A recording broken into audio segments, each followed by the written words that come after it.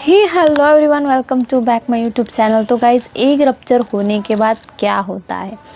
तो देखिए, egg rupture जब भी आपका हो जाता है तो उसके साथ तुरंत ही फर्टिलाइजेशन का प्रोसेस है वो वहाँ पे स्टार्ट हो जाता है। अगर पहले से ही आप एग रप्चर होने के रिलेशन में रहते हो प्रेगनेंसी के लिए, तो यहाँ पे ऐसे होता है कि स्पर्म पहले से ही फीमेल बॉडी में अवेलेबल होते हैं और जो स्पर्म का लाइफ टाइम होता है वो 3 दिन से ज़्यादा का भी हो सकता है। तो इसीलिए अगर आप 3 से 4 दिन पहले से ही रिलेशन मेंटेन कर रहे हो प्रेगनेंसी के लिए, तो वहाँ पे एग रप्चर होने के बाद स्पर्म तुरंत ही एग को फर्टिलाइज करते हैं और फर्टिलाइजेशन का प्रोसेस जल्द से जल्द होता है। यानी कि अगर आप पहले से ही रिलेशन में रहते हो तो प्रेगनेंसी कंसीव होने के चांसेस ज़्यादा से ज़्यादा होते हैं।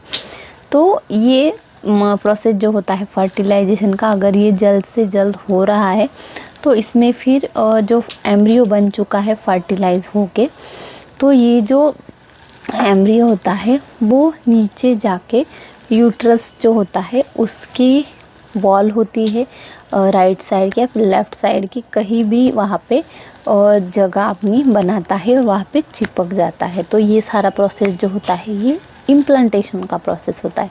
तो इस इम्प्लांटेशन के प्रोसेस को 14 दिनों का टाइम दिया गया है।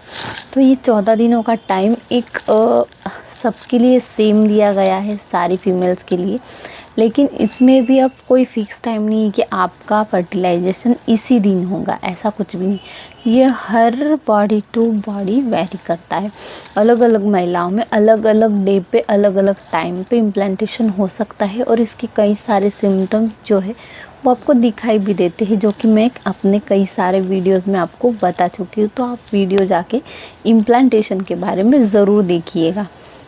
तो इम्प्लांटेशन के सिम्टम्स आपको अगर दिखाई दे रहे हैं तो आप समझ सकते हैं कि आपकी प्रेगनेंसी कंसीव हो रही है। और इम्प्लांटेशन टिप्स जो है, इम्प्लांटेशन के टाइम पे आपको क्या केयर करनी चाहिए जब तक कि आपकी प्रेगनेंसी कंफर्म नहीं हो जाती, आपको रिज़ल्ट पॉजिटिव नहीं दिखाई देता या फिर निगेटिव रिज़ल्ट दिखाई नहीं देता, तो वहाँ तक आपको इम्प्लांटेशन के टिप्स जो बताती हूँ मैं वीडियोस में उनको फॉलो करना है, ताकि आपका इम्प्लांटेशन भी सक्सेस हो जाए। क्योंकि कई केस में ऐसा भी होता है कि आप इतना सारा मेहनत करते हो, ट्रीटमेंट करते हो, HCG ट्रिगर लगता है, एग रप्चर होता है, फर्टिलाइजेशन भी हो जाता है, इम्प्लांटेशन भी हो जाता है, लेकिन जो इम्प्लांटेशन होने के बाद से जो एक केयर करनी होती है वो आपसे नहीं होती है, टिप्स फॉलो करना सही से नहीं होता है और इम्प्लांटेशन भी आपका फेल हो जाता है। यानी कि जो एम्ब्रियो चिपका हुआ है वो भी फिर से निकल सकता है।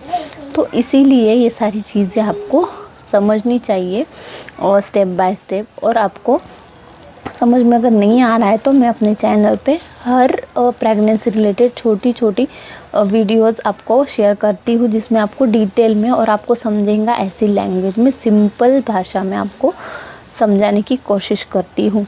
फिर भी आपको समझ में नहीं आ रहा है, कुछ कन्फ्यूजन है आपके दिमाग में, तो कमेंट द्वारा ज़रूर पूछ सकते हैं, मैं आपका आंसर ज़रूर करूँगी।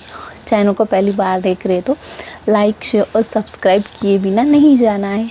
तो चलिए फिर मिलेंगे किसी नेक्स्ट इन्फॉर्मेशन को लेकर।